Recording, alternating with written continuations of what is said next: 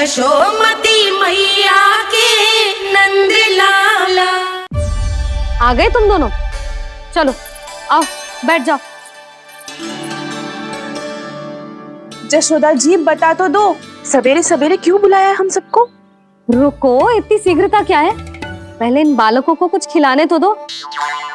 अभी खेलने निकलेंगे ना, पूरी दोपहरी दिखाई ना देंगे।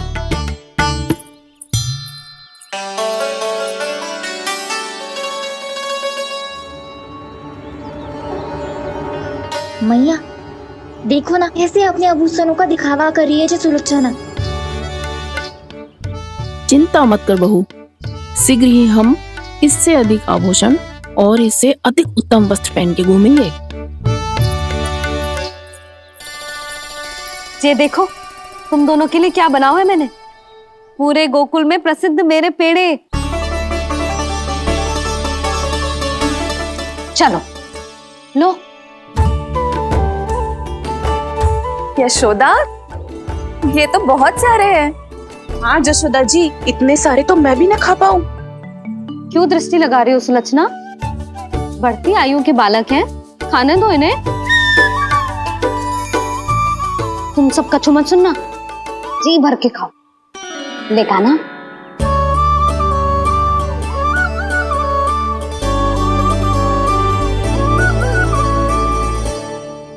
हे नारायण, मैंने अपने कान्हा को जो सिखाओ है, बस वे उसे स्मरण रखें और उसका पालन करें। ले और ले ले ले।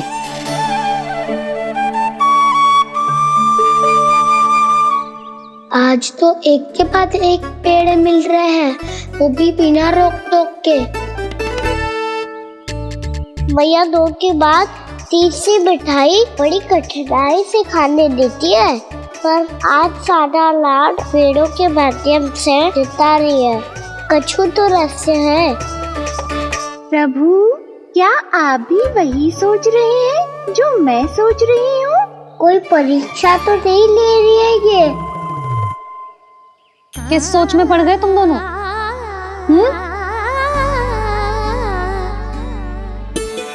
खाओ ना। जब तक पेट और मन दोनों ना भर जाए तब तक खाओ। बस यशोदा, इतना पर्याप्त है। अरे ना जिज्जी, घर के शुद्ध मावा और गुड़ के बने, कितना भी खा ले कोई हानि ना होगी। लो और लो।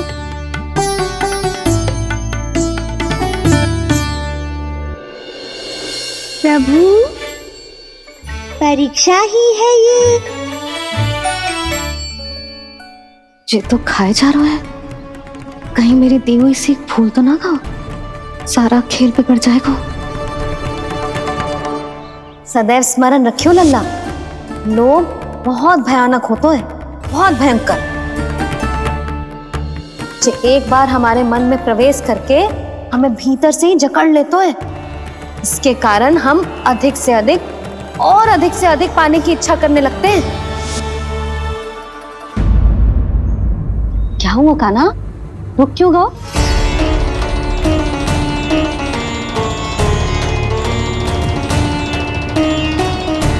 आपने तो सिखाया था मैया, जितनी आवश्यकता हो उतना ही लेना चाहिए, लोभ कभी ना करना चाहिए।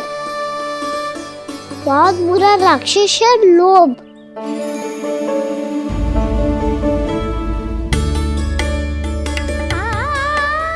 थोड़ा और खाने में कोई बुराई ना है कान्हा, ले ले।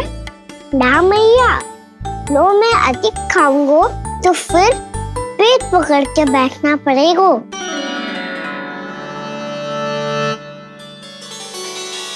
हाँ, मेरा भी पेट भर गया। कान्हा सही कह रहा है छोटी माँ, लोग बहुत भयानक राक्षस है। जो भी लोग के चक्कर में पड़ेगो वो बहुत बुरा फंसेगो। अच्छा जाओ, जाके खेलो तुम दोनों। मैया, ये पेड़ अपने सखाओं के लिए भी ले जाऊं मैं? हाँ लल्ला, ले जाओ अवश्य।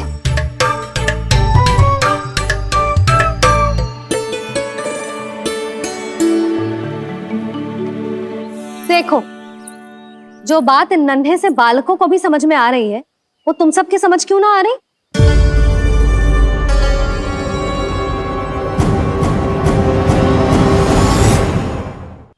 क्या समझाना चाहती हो जशोदा जी? तनिक खुल के बोलो। जब बसंता खाने के बाद भी हलवा खाने का हट करतो है, तो उसे मना क्यों करती है? इसीलिए ना, ताकि स्वाद के लोभ में उसका स्वास्थ्य न बिगड़ जाए। और उज्जवल, जब भरी दोपहरी में बाहर खेलने का हट करतो है, तो तू उसे मना क्यों करती है? इसीलिए ना, कि खेल के लोभ में उसे लू ना लग जाए। हाँ, और पुराण पढ़ना तो अच्छी बात है ना। तो श्रीदामा जब रात में दीप के प्रकाश में पुराण की कथाएं पढ़ना चाहतो है, तो क्यों मना करती है? उसे बता।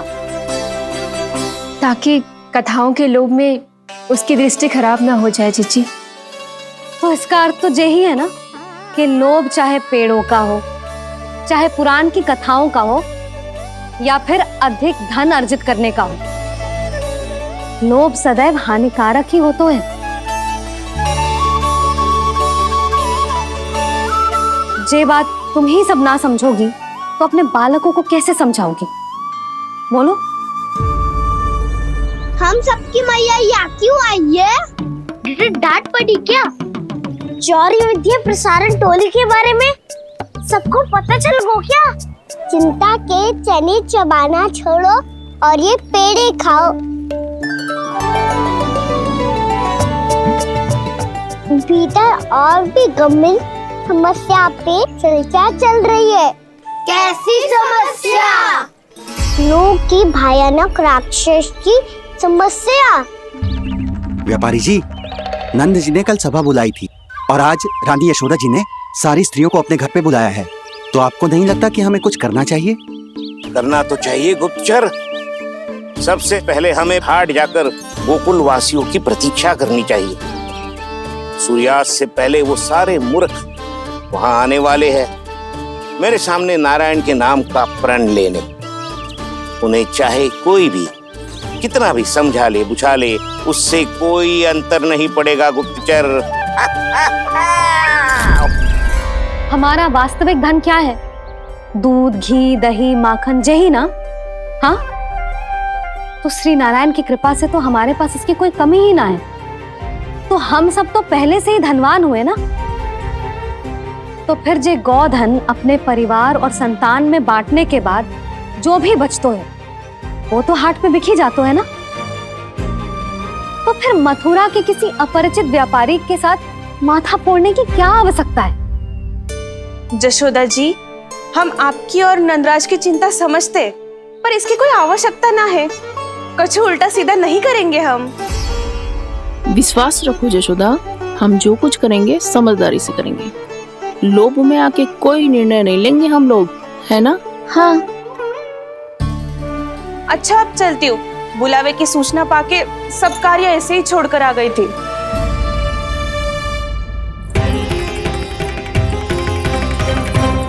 अब किसको घेर लियो? लोभ के भयानक राक्षस ने। ये तो तभी पता चलेगा जब वो सब बाहर आएंगी। तब तो सबको बहुत ध्यान से देखना पड़ेगा।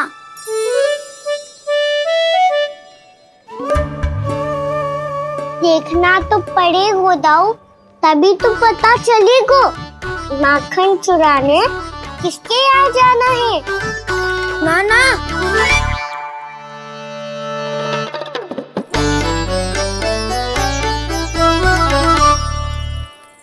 लोग का राक्षस तो उनके पास दिख ना रहे हुआ है।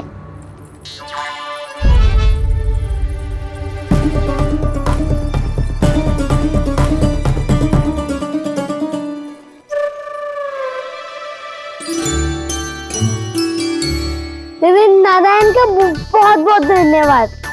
कान्हा, मेरे मैया को घेर रहे है क्या उस राक्षस ने? यशोदा भाभी और नंद भैया कितने चिंतित थे ना। पक्का कछु न कछु कारण तो अवश्य होगा। हाँ, मुझे भी सच लग रहा है कि धनवान बनने के चक्कर में मैं तनिक ज्यादा ही लोभ में पड़ गई थी। नहीं, बस गए। और मेरी मैया दादी, उनका क्या गाना? बहू, सुलक्षणा की जैसे ढेर सारा धन कमाने के चक्कर में लोभ में तो ना आ रहे ना हम। हे नारायण, बहुत कृपा है आपकी। लगता है लोभ का राक्षस किसी को अपनी चपेट में नहीं ले पाया। लेता भी कैसे दाऊ? मेरी मैया ने जो समझायो है। क्या लगता है यशोदा, इन्हें समझ आया होगा? आशा तो यही है, और अब भी ना समझी तो फिर तो नारायण भी ना समझा सकते। सुनो, दोपहरी में हम सब मिलेंगे। दोपहरी में? तो क्या तू तब निश्चित करेगो कि आज किसके यहाँ जाना है माखन? आज कोई माखन चोरी नहीं होगी। क्षमा करना राव, भैया के ता समझाने के बाद भी जिसके समझ में कछु ना आई हुई थी, उसके घर चोरी तो करनी पड़ेगी आज।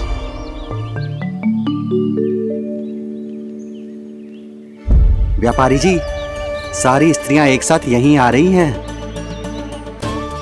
मेरे चक्रव्यूह में फंसने की इतनी शीघ्रता कि संध्या तक भी नहीं रुक पाई।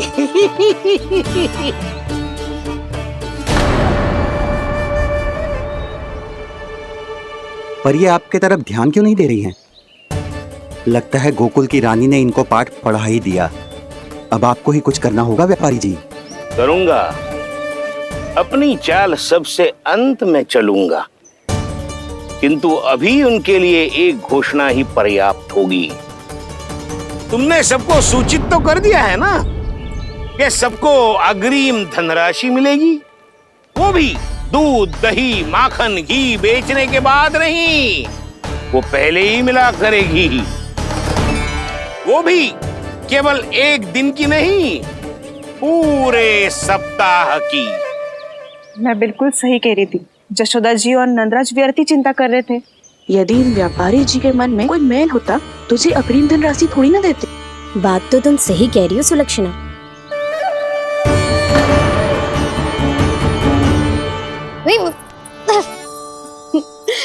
कितनी शरारत करते हो तू? काजल लगाने दे मुझे। भैया, पहले मुकुट लगाओ ना।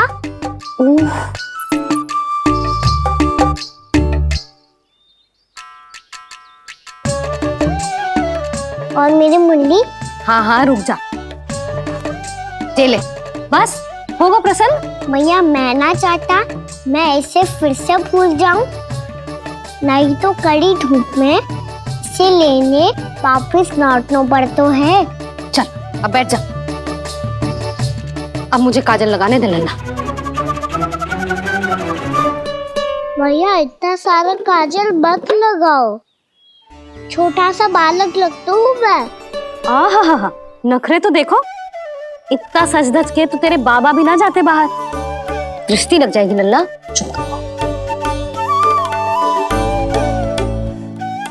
उनको तो आ सकता ही ना है भैया, वो तो गोकुल के राजा है। वैसे भी मुझे भी कम मत समझो, मैं भी राजा हूँ अपनी टोली का। कौन सी टोली? अपनी। ये क्या कर रहे हैं प्रभु? बता, कौन सी टोली? बालकों की टोली मैया, मारी खीर वाली टोली का।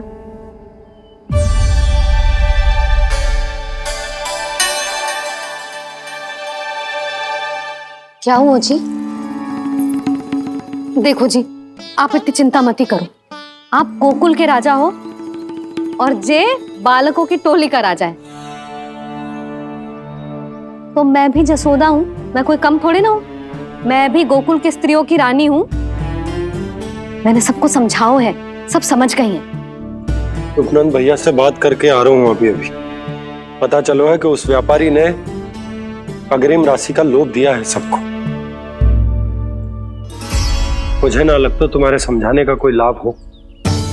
अभी तो ये सब समझ के गई, बोल के भी गई कि अब उस व्यापारी के फेर में ना फंसेंगी। इतनी शीघ्र पलट गई। इन सब में अपनी बुद्धि ना है क्या? जब कोई विकार मन में बस जातो है ना यशोदा, तो सूझबूझ सब समाप्त हो जाती। तो मुझे ही कच्चू करना पड़ेगा। मैया मैं जाऊं? हाँ तू जा।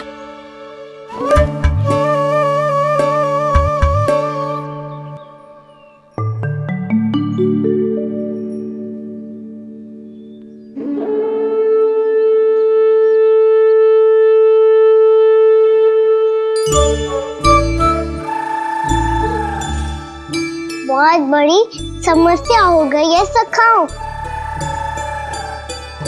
कैसी समस्या? लोभ का भयानक राक्षस कहीं ना गए हो, वो अभी भी यही है। मुझे पता था, और इसका सबसे अधिक प्रभाव तो मेरी मैया और दादी पर ही हुआ है। तुम सच कह रहे हो उज्जवल? हाँ। अरे कछु ना बलदाऊ, जे बड़ बोला तो ऐसे ही बात करते रहेगा बड़ा चढ़ा के। बड़ा चढ़ा के नहीं बोल रहा हूँ मैं। आज से घर पे दूध दही माखन घी सिर्फ एक बार ही मिलेगा। पर क्यों? ताकि अधिक से अधिक दूध दही माखन घी बचाकर उस व्यापारी को 2 गुना मूल्य पे बेचा जाए। इतने से तो काम ना चलेगा। उस सुलक्षणा से, और मैं तो कहूँ सुलक्षणा से ही क्यों, पूरे गोकुल में सबसे अधिक धनवान बनना है तो और माखन जमा करना पड़ेगा।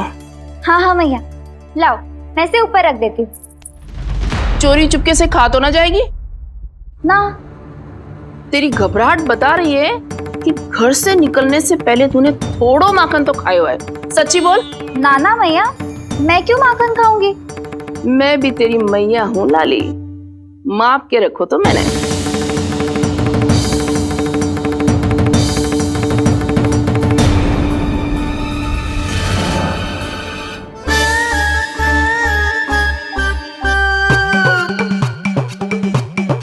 हाय रे, तूने तो सच्ची में माखन खायो है। तनिक भी लज्जा ना आई तुझे? असत्य बोलने से पाप लगता है मैया, और जितनी बार आप माखन नाप रही है उतनी बार डंडी पे लगा माखन आप स्वयं चाट रही है, और दोष मुझ पे दे रही है। वो तो बस मैं इसलिए चाट रही थी कहीं व्यर्थ ना जाए। और तेरी जीभ है कि तीखी मिर्ची। एक तो मैया से बहस करती है और चोरी चुपके स्वयं खा के मैया पे दोष भी धरती है। हे नारायण, कैसी बहू दी है मुझे। जा दूर हो जा मेरे कक्ष से, और माखन के तो आसपास भी दिखने की आवश्यकता ना है। इस चटोरी को तो कोई भरोसा ना है। माखन को तो सुरक्षित स्थान पर रखना पड़ेगा।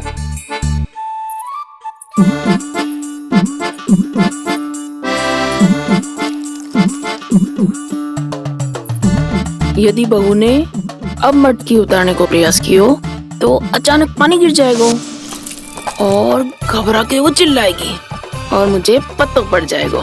मैया,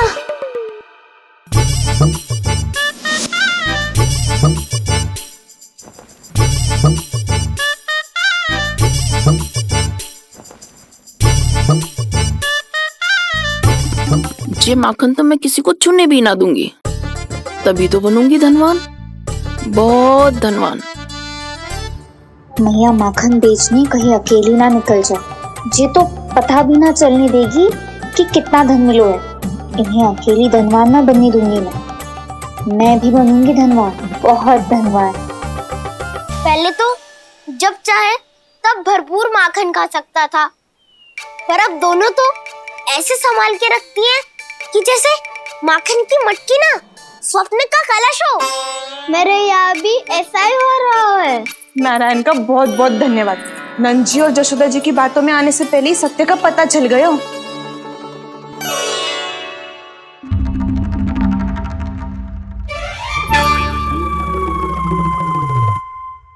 जे इतना सारा माखन!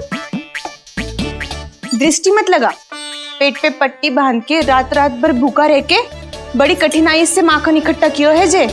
तो क्या आपने निर्णय ले लियो है कि आप उस व्यापारी को वचन दे दोगी? अरे जब द्वार पे साक्षात लक्ष्मी जी हो तो द्वार बंद ना करते बावली। तू अभी छोटी है। मैं तो कहती हूँ तू भी अपने भविष्य के बारे में अभी से सोचना आरंभ कर दे। कटौती तो मेरे घर पे भी आरंभ हो गई है काना। वो मैया ने कहा है या दूध चाहिए या दही चाहिए या माखन चाहिए, जो भी चाहिए एक ही बार मिलेगा।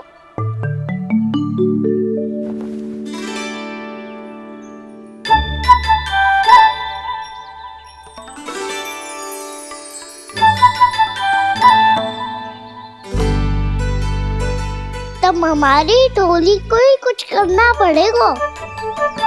तुम सबको तुम्हारा अधिकार मिले, यह हमारा कर्तव्य है।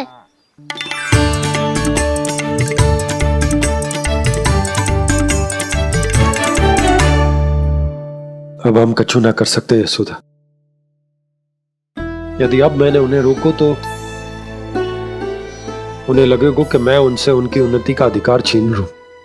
दूध दही माखन पे सबसे पहला अधिकार बछड़ों का होता है, फिर घर के बालकों का, और ये अधिकार हमें दिलाना चाहिए, है ना दाऊ? मैं सब समझता हूँ कान्हा। तुम मुझसे इसलिए पूछ रहे हो ताकि तुम माखन चोरी की योजना बना सको, पर मैं तुम्हारा समर्थन नहीं करूँगा।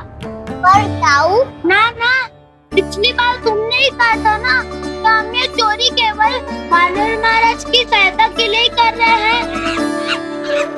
लो, वानर महाराज भी आ गए हमारा साथ देने। आज कोई किसी का साथ नहीं देगा, आज कोई किसी का साथ